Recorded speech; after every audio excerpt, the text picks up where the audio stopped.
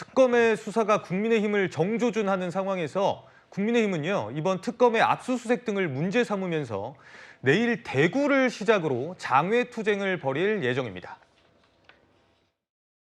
이번 주는 야당 단합의 말 그대로 슈퍼위크입니다. 내란 특별재판부를 설치하는 법안을 밀어붙이고 조희대 대법원장에 대한 사퇴를 협박하고 패스트트랙 재판을 통해서 야당을 말살하려고 하고 정치특검과 법원이 협잡해서 국민의힘 의원을 구속하고 장기 독재를 꿈꾸는 개헌몰이를 하더니 이제 급기야 다시 국민의힘 당사와 저희 당원 명부를 관리하는 민간업체까지 쳐들어와서 당원 명부까지 탈취하고 국민의힘의 심장을 도려내겠다고 하고 있습니다.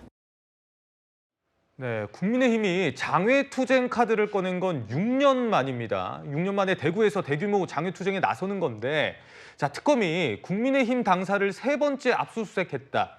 그리고 혐의와 무관한 계좌번호라든지 주민등록번호 지금 이런 것까지 요구했다면서 탄압을 좀 부각할 예정이다. 이렇게 얘기를 하더라고요. 그렇죠. 저희 국민의 입장에서는 이재명 대통령이 대선 후보 시절에 본인이 대통령이 된다 하더라도 정치 보복은 없을 것이다라고 이야기한 부분들이 있습니다.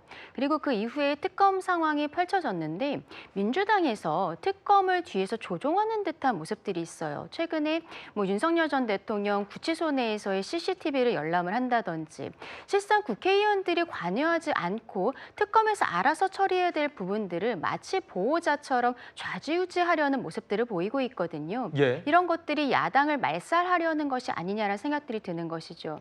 그리고 특검을 넘어서서 이제는 사법부를 무력화하려는 시도가 여당과 대통령에게 함께 나오고 있는 것이 아닌가 하는 의문점들이 있는 것입니다. 대통령이 100일 기자회견에서도 권력에는 서열이 있다라고 이야기를 하면서 사법부에 대해서 지금 조희대 대법원장에 대한 문제뿐만이 아니라 내란 특별재판부라든지 여러 가지로 무력화시키려는 시도들이 있는 것을 저희는 이제는 장외로 나가서 국민들과 함께 이 부분을 말씀드릴 수밖에 없는 것이죠. 근데 이 규탄 대회를 하는데 일단은 내일 대구에서 시작이 됩니다. 앞으로의 상황은 민주당에서 어떤 모습을 보이는지 계속적으로 위헌적인 사법부를 무력화하려는 시도 그리고 특검에 대한 어떠한 간섭 같은 모습들이 있다면 저희가 아마도 이런 규탄 대회도 계속되지 않을까 싶은데 조금 우려가 되는 것은 예. 아스팔트 우파와 함께하려는 것 아니냐. 자꾸 민주당에서 그런 이야기들을 하고 있어요. 저희들의 어떤 규탄 대회의 성격을 물타기 하려는 것이 아닌가라는 생각을 지울 수가 없는 것입니다. 그래서 이번 규탄 대회에 있어서는 성격에 맞지 않는 피켓과 깃발 이런 것들에 대해서는 전면적으로 금지하는 것을 이미 밝힌 바가 있거든요. 저희들은 지금 대한민국 체제 자체를 부인하려고 하는 이런 민주당과 정부에 대해서 규탄하는 것 여기에 대한 진정성을 국민들께서 알아주실 것이다 생각합니다. 예, 방금 언급해 주셨는데 이번 장외투쟁에는 주의사항이 있습니다. 지금 보시는 화면인데요.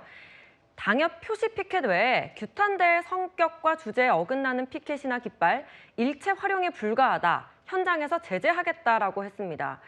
금지 대상이 구체적으로 명시되진 않았는데 성치훈 부의장님, 예. 윤어게인 피켓 같은 걸 우려하는 것 같거든요. 어떤 점을 우려해서일까요? 말씀하신 윤어게인 피켓 나올 것 같고요. 예. 저렇게 그걸 현장에서 제재한다거나 그러면 지금 전한길 씨가 한국 들어와 있나요? 만약에 전한길 씨가 그 피켓을 제재하는 모습을 보면 국민의힘은 지금 그 국민들의 진정한 목소리를 입틀막하지 마십시오라고 항의를 할 것으로 예측이 되기 때문에 저렇게 한다고 해도 자발적인 이런 피켓이나 이런 것들은 제재할 수 없을 겁니다.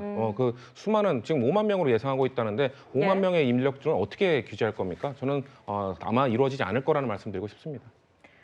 특검의 칼날, 그 앞에선 국민의힘의 장외투쟁 소식까지 짚어봤습니다. 여기서 성치훈 부의장, 박민영 대변인과 인사 나누고 저희는 다음 랭킹으로 가보겠습니다.